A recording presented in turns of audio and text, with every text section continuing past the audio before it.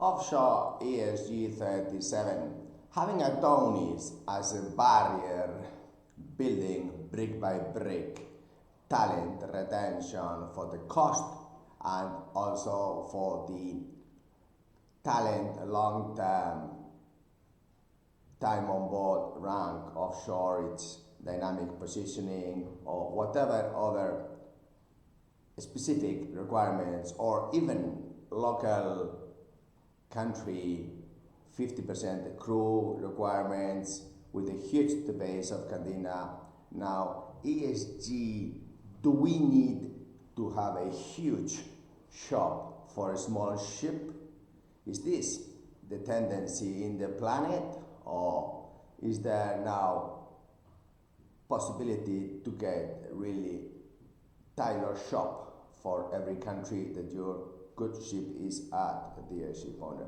The tendency is that the local shop is going to grow. Why? Because we are much more competitive. You have a huge headquarter in one of these fiscal countries that it was cheap 20 years ago, and now they are so expensive that then they manage your crew.